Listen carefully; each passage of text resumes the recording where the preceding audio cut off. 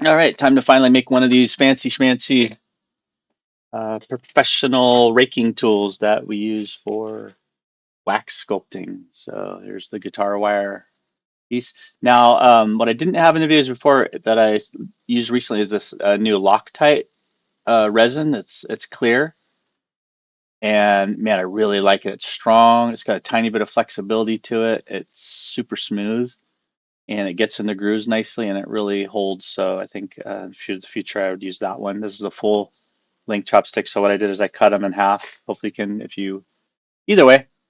If you do a rough snap or something on it, though, make sure you sand it. A good bamboo chopstick you get find really super cheap down at the 99 Ranch or the local Asian stores have packs you can get like really nice strong bamboo. But the ones we gave you should be fine. The ones you get for free at the Chinese or Asian restaurants should be fine as well. So I cut mine in half and then I sanded little grooves in there using a Dremel. So if you do have access to a Dremel, I think that like helps the wire like tuck in to the side of the tool a little bit, maybe to add a little bit of strength because these will last you quite a while. It's pretty cool. I trimmed my pieces down to about 2 inches. So I think you may have longer pieces from, I think they're between 2.5 to 3 inches long. So really up to you. I think that your first main one, you want to make it as a regular raking tool, just a regular hoop. So for this one, I'm going to just take any round, strong handled utensils and kind of wrap that, push that guitar wire. It's got a core metal at its center. That's what you're really bending, not the ones that are coiled around so much. There you go. Get a good bend going around it and kind of place it on the side of your chopstick. And then once you get it started, you can kind of squeeze it together a little bit. There we go. And just like when we're doing the wire sculpture, that's kind of what we're doing here too. It also is a wire piece that we're forming. So I'm gonna take my tool here and kind of maybe bend a little bit tighter, a little pinchy. If you do it too tight, you're gonna get which I just did, unfortunately. I got a little solid, little sharper bend at the end that I didn't want. Dang. So let's try that again. This piece here. Yeah. If you go too fast, you want to round it out eventually. That's what I forgot I had the other tool here. So get this one, give it a initial, as long as it's going around a form, it's less likely to buckle and create a sharp crimp. You don't want to crimp on your main tool. You want it to be really nice and have a radius to it, an arc that you rake along the surface so you're not going to catch any grooves on accident and create any scoring marks um, on your sculpture. So you'll see when we start. It'll make more sense as we go. Yeah, if I use a tool here and kind of try and bug it too much, it'll give a sharp, but there it goes. All right.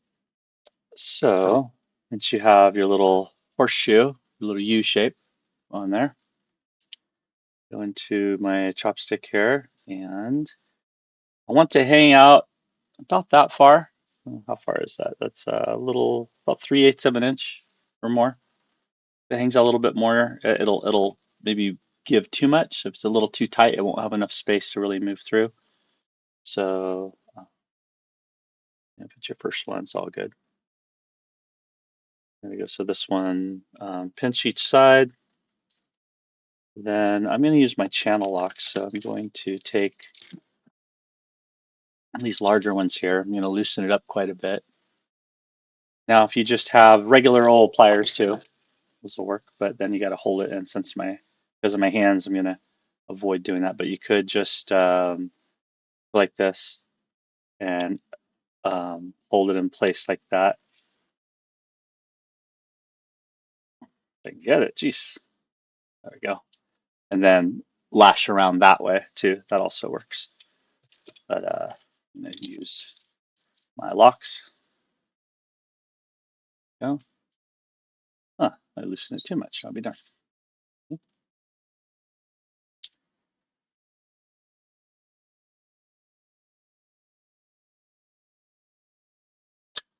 oops, too tight, it will snap the chopstick. And you don't have to hold this at all to lock. I'm just doing this step because I know I've done this a few times and I've seen beginners struggle. So it's nice to have it held in tight into place while you're lashing the wire around it, which we're going to do here in just a moment. Oh, struggle is real. Ah, you little sucker. Oh, yeah. It's been a long week. Muscles are getting tired. Eyes getting tired. Come on, what is up? Okay, I guess sideways is better. I didn't think I'd struggle that bad. Oh, Kitty, is it dinner time? Hello, Kitty. Nixie's gonna jump on camera any moment here. You want to come say hi? Come say hello. Say hello, feed me. How come I'm not fed yet? What's going on?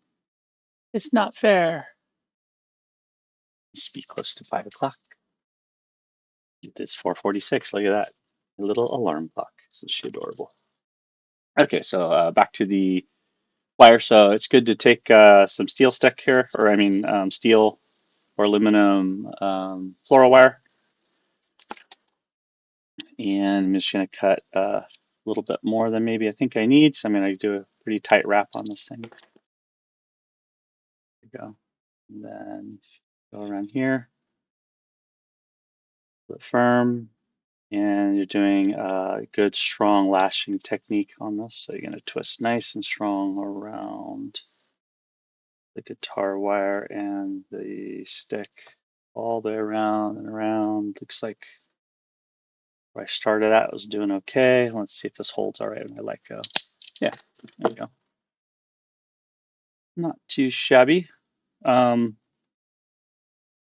wherever the wire is loose, you can always tuck that in a little later, but that should be okay. I could put some more wire around where I had the channel locks in the way, so I'll do that real quick. And I do have some smaller, some of the smaller spooled fluoro wire. I believe this is like super tiny. This is almost want to say 30 gauge. This is like the skinniest wire I have in the studio. It's like, oof, it's very wispy. It's almost hair, like, which we will do some hair with this one too. It'll be fun. So for this one, I can almost tuck it in, maybe to get started like that, and then hold and then twist. And I'll go up tighter around the top and a few times. There we go.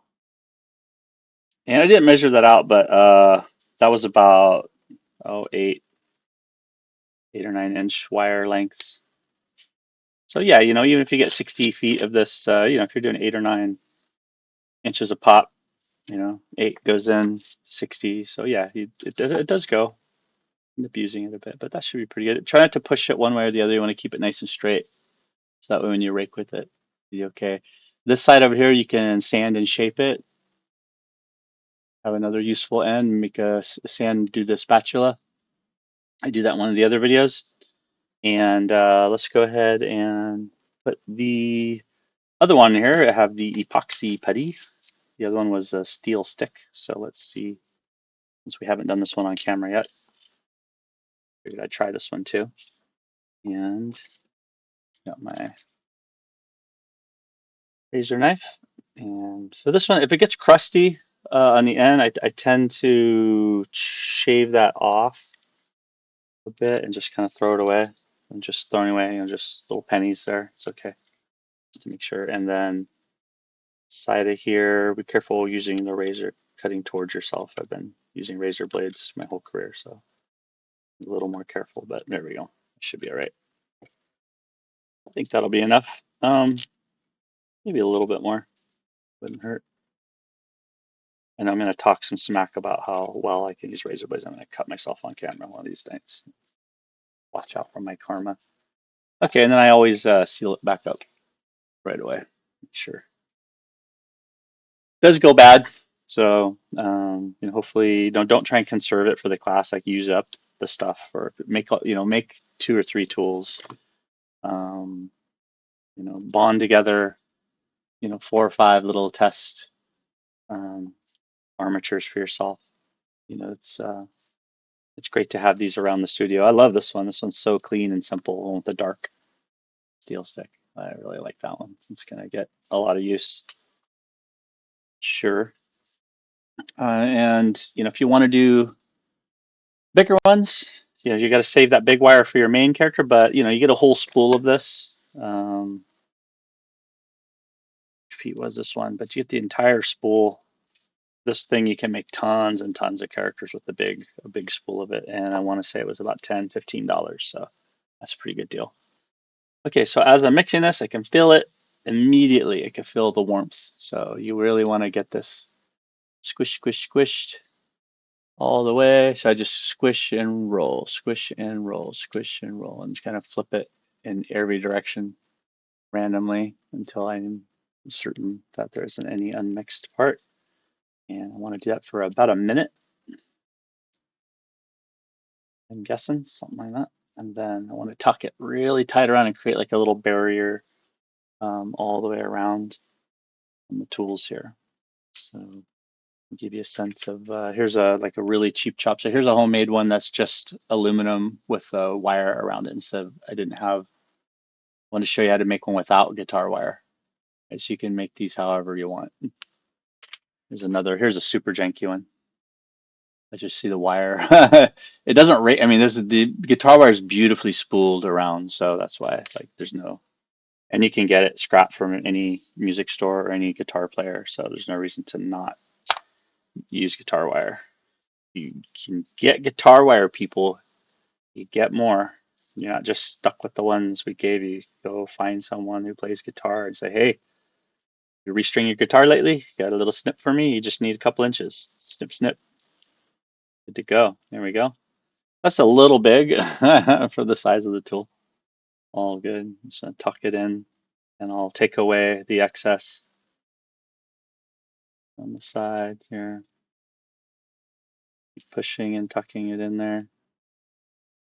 Hopefully it's not getting too stiff already because I can feel it. Man, it stiffens up fast. Yeah, it's kind of shooting the breeze here and it started to stiffen up. So you don't want it to be too thick in any one direction. So kind of really push, rip it down inside those threads. And then if you have extra, get some excess handy, just like you did with everything else. I'll peel the excess away. Still just barely usable. I like covering the wire all the way though, so the wire doesn't get caught or get loose or stab you when you're least expecting it. So I'll keep pushing that, but I can take this little tiny piece here and just maybe it's almost stiffening, almost running out of time, but I can do a little dot on the front and back of this guy on the chest, right? Like we did with the other ones. So just saying, always have a little extra laying around, extra armatures that could use a little steel stick or JB Weld or putty or whatever. It's nice. You can make little teeth out of them too. I mean, you can kind of play around with them. There we go. So yeah, ta-da! That's good. It's done. You can just roll it a bit while it's heating up. And do a little, you know, it's a little heavy duty, a little thicker than I would have wanted, but not by much. Um, you see why I like the clear stuff better? You can barely see it. It's kind of the bulk doesn't. It's not as bulky as the steel stick or the epoxy putty. But that is not. Ladies and gentlemen, the days and thems ain't going much of anywhere. This thing is stuck in place. And give it some roll. And what's nice, this is a nice strong bamboo.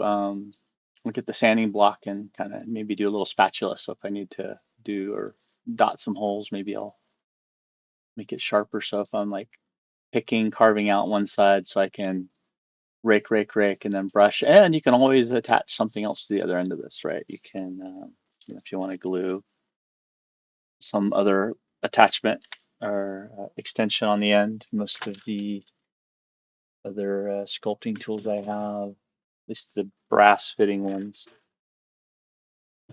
Go through some of the brass rods, brass stock. Here's a brass stock one. See, I make them two-sided when I can, so I can kind of do two-hander style. Dun, dun, dun, dun, dun, dun. And or do two different sizes, maybe so I don't have to switch tools. So I could have my little bit larger rake and then my really fine detailing rake. Yeah. Here is the other shapes we looked at in the other videos. And I've used the snips and bend them. You can see I went in and afterwards and added their steel stick on there and the clear epoxy Loctite. So yeah, I hope you all get a chance to make your tools this weekend. Is a really good time to do it because we're gonna start doing clay and detailing, getting your armatures built very soon. All right, see you next time.